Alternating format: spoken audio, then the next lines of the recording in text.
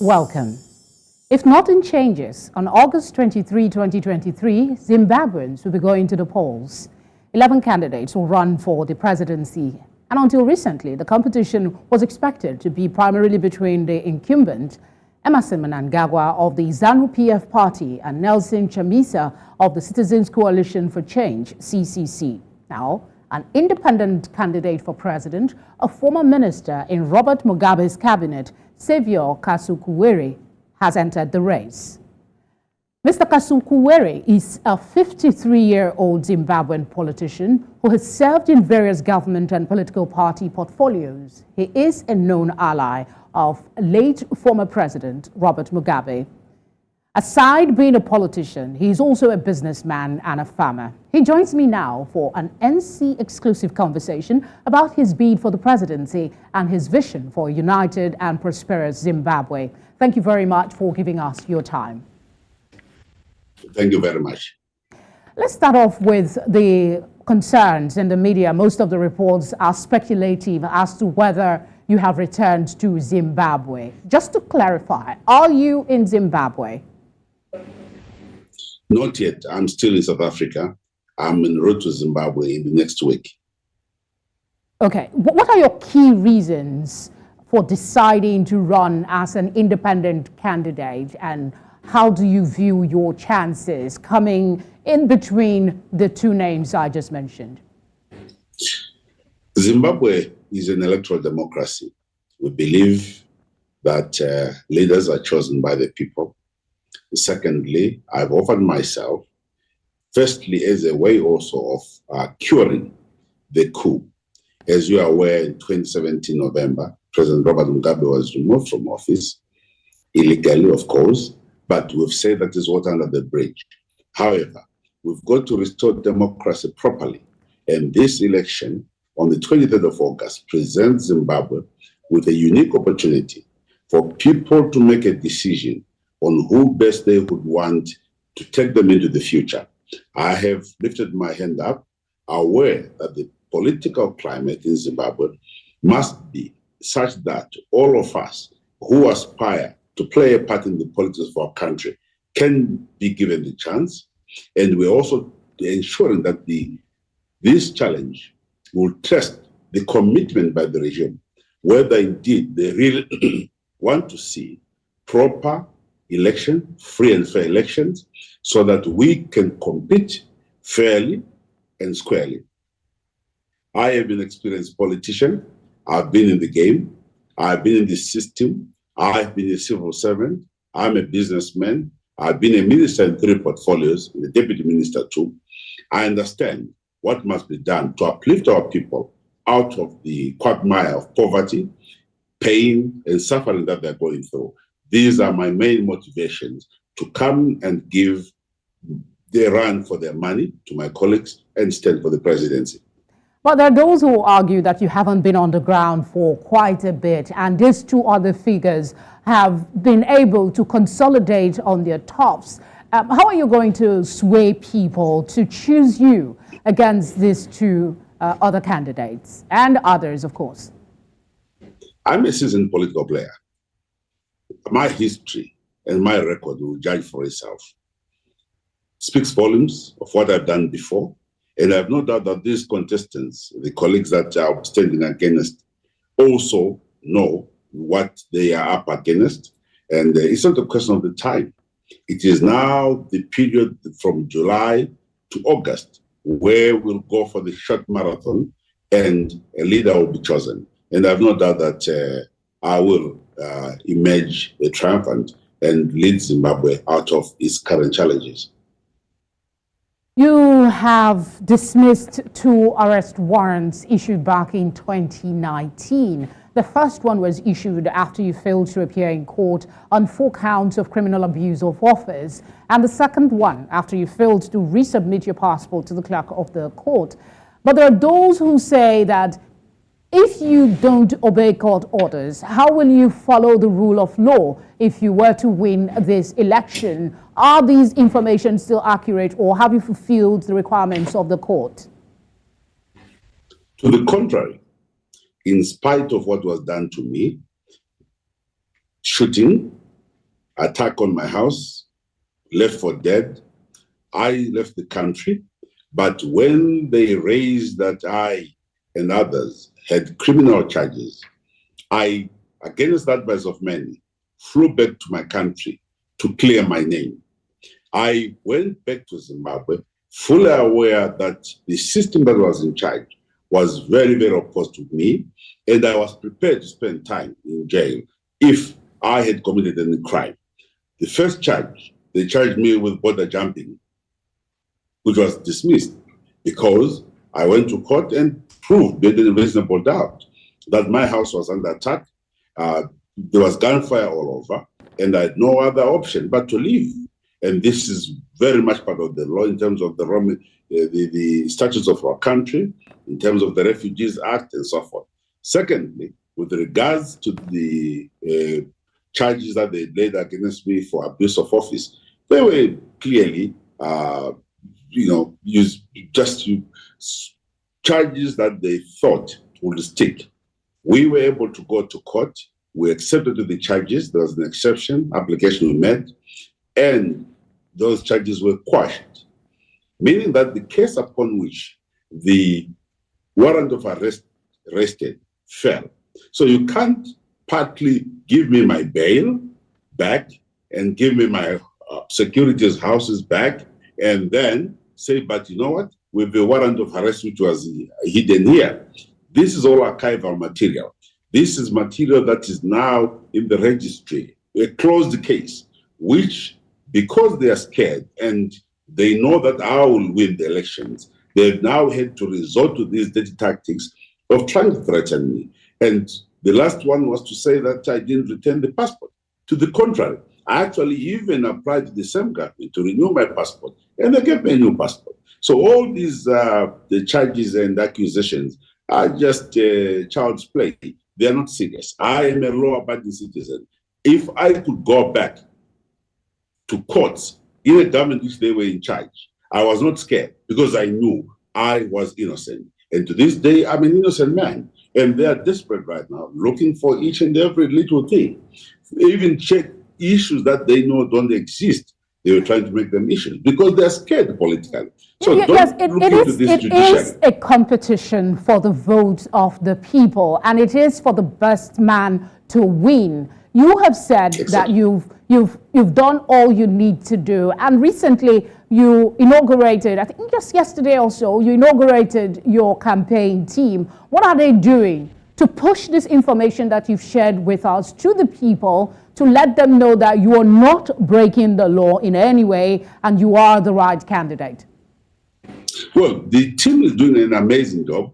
They actually at it right now. Just to brief you as I'm speaking to you, I've just received another spurious application from the very scared regime in Harare, alleging that I have not been resident in the country and that I must be disqualified as a candidate. Now, they are looking for anything that they think they can just to block the candidature. So don't read anything into all these legal attempts. They are scared. They are running scared. They know I will defeat them. They know that I will emerge the winner, and I'm not stopping. I'll be defending my position, and our team will soon be making an announcement on these charges that they've pushed forward against me again, this application to disqualify me, which is again a nonsensical attempt by a scared Mnangagwa. We need to fix Zimbabwe, and Mnangagwa must submit himself to a free and fair election. He knows we will defeat him. He knows the 23rd of August, he will not make it. And we need Zimbabwe to achieve a new direction, a new paradigm from the 23rd of August. We'll come back to the politics, but I want you to speak like you're talking to your fellow citizens. What are the key issues that should decide this election? This election must be premised on 5 areas. We need to renew our country. The renewal of the leadership is long overdue. We need young leaders who will make a difference to our country. We need a leadership which is committed to the aspirations of our people, which is transparent and corruption-free. Secondly, we need to reconcile our people. It's been a long time since Our people have had challenges with each other. There has been violence against each other. There has been fights which are not called for. We now must reconcile our people. We need our people to come together and build a government that works for all the people of Zimbabwe, irrespective of their political persuasion. We are tired, and citizens of Zimbabwe are tired of the binary, of the toxicity, and hence it's important for us to reconcile, redefine our direction, have a vision for our country, and move forward. Thirdly, we need to ensure again that we revive our economy. Zimbabwe's economy has not been performing. It is plagued by serious corruption. It is not the giant that it was, is no longer the same. We need to uplift Zimbabwe. We need to bring back hope. We need to fix the currency issues. We need to ensure there's macroeconomic stability. We need to engage the world in terms of our runaway debt. We need to ensure that industry works. The SMEs, a whole lot of lists you're given. Sorry to interrupt, Sam. You clearly have a grasp of what the issues are, but how are you going to implement it to encourage people to believe that should you get the mantle, you will make a change, you will rid the country of the vices that is corrupting them? Well, it's a question now of creating a conducive atmosphere for a social contract. What I'm bringing up is to say I will work with all the parties in government. I will work with the best skills and best brains in our country to rebuild Zimbabwe. I will draw my government from members of parliament and those that are prescribed by Law 7 from outside who will come in. We want to respect the separation of powers and equally ensure that all the three tiers of governance, which is your local authorities, which is your parliament, as well as the executive, can work in harmony. We want to unite, but bring all these political parties on the table and pursue the key objective of uplifting Zimbabwe out of its economic doldrums, as well as uniting our people, bring about stability and the rule of law. This is going to be a government that will include all people who have a view, but which is critical in getting our country out of its doldrums. Let's go back to the politics again. You're a known ally of former President Robert Mugabe. May his soul rest in peace. One member of your campaign team is quoted as saying you were groomed for the presidency by him. How do you think this will impact the decision of citizens who might still hold some grudges against the late president? Well, President Mugabe was the founding leader of our country. May his soul rest in peace. He drove leadership skills in many of us, including most of the people who are in government today. Now, I was just one of those he chose as his Minister for Youth, Minister for Environment, Climate, and Water Development, and I became his Minister of Local Government. I learned a lot from the man. I learned a lot about what he meant, what he thought about our country. He had values steeped in the development of our country. He believed strongly that we should control and own our resources. He believed in the education of our people. He also believed that the land was the economy and the economy was land. It is on these very important foundational structures that he put that we should build Zimbabwe going forward. Albeit he was human. He is not a saint. He made mistakes, and it is from those mistakes we also learn what not to be do and what should be done. So as we build going forward, we will continue to take a leaf from the leadership President Mugabe gave us. His very strong views on Pan-Africanism, his belief that our people can and should be the masters of their own destiny. These training, what he gave to us, we will not throw away. We will build on it and build our country going into the future. You're an experienced politician. You said so yourself. You've held a lot of position of power and impact. How do you think this experience will influence your chances of attracting voters? In what ways could your presidential ambition potentially disrupt the ZANU PF stronghold? Well, the ZANU PF base, for argument's sake, they know me, they understand, they know what happened in the past, but they also are people who I can trust to make the correct decision. We now need to move beyond the pressure or the intimidation, the fear that is thrown around, and allow people to make their informed decision on who amongst the contestants can provide better leadership for Zimbabwe. What Zimbabweans are yearning for is a leader who is honest, a leader who is dedicated, and a leader who's prepared to be transparent in his or her dealings with our country. Because we have seen the past 5 years how much our country has lost through corruption, through, call it just abuse of authority. We have seen how much these institutions have been weaponized against those people considered their rivals. We have seen how much Zimbabwe has been unable to get back into the Committee of Nations. We want to say to the people of Zimbabwe, supporters of Zanu PF, supporters of all the other parties, it is now time.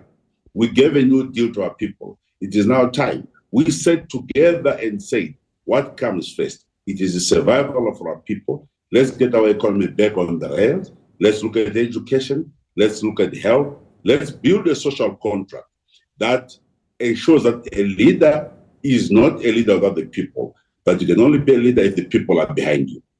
Okay, you need a team to lead. Aside from the presidential election, Zimbabweans will also vote to decide the makeup of the 350-seat parliament and local council positions on the same date. As an independent candidate, if you were to win, you will need allies to get laws passed. How will you get these laws passed? How will you bring these members to your fold? There will almost be over 500 contestants for the seats of parliament. We have, fortunately, got the support of over 103 independent parliamentarians who are also standing. We also have been in discussion with a number of parliamentarians from across the political divide who feel that the situation in our country requires a new trajectory, requires new politics. It is that new politics that shall define how we take our country forward. And these are the people we are working and we shall work with to ensure that at the end of the day, we build a government with the support of everyone. There is no new person, there are no strangers in the politics as we are speaking today in Zimbabwe. So the contestants are aware of what must happen. They know how we must secure the problems in our country. And this, you will be happy on the 23rd when those who think otherwise will be shocked because the people who make the correct decision. Okay, let's stick on this issue that is happening in South Africa. You are in South Africa, you've been there for a while, and there is this question of Zimbabweans receiving not only a xenophobic reaction from other citizens in South Africa, but there is the talk about the exemption permit there. What are your thoughts to why this continues to be an issue? And wouldn't it be, or should I rephrase that and say, what would be your policy about Zimbabweans who choose to live in South Africa or other African countries? It's critical that we fix the Zimbabwean question. It's not in South Africa where our people are. We have our people almost in all the SADC nations and beyond. Now, this situation is unsustainable. This situation is bringing a lot of shame to us. In as much as we know we have skills that are relevant to all these societies and countries, we have a duty to ensure that the maximum we should allow is that our people must be inside the country, producing and working with their families. Those who are outside here, who in South Africa, who are in Mozambique and so forth, are basically people who are economic refugees. And this is why we are advocating for a new politics in Zimbabwe that will allow our people to come and contribute to the development of Zimbabwe. We applaud and thank the South African government and all the regional states who have given support to our people during these difficult times. In the interest of time, sir, in the interest of time, could you speak as to what you would say to Zimbabweans in South Africa now that has the issue of the ZEP? We know it has been extended, but what would you say to them and to the South African government in 40 seconds? No, we are aware of the extension and we are grateful, but the exodus has begun. We need to give our people a new deal. We need our people to come back to their country and contribute to the development of our country. Let's stabilize our own economy and allow our citizens to come and live within their country. I think that's a good place to leave this conversation. Thank you very much for speaking with us. We wish you all the very best of luck in your quest. Thank you very much. And that's where we wrap it up for today. May the best man win. Our felicity is a weekend.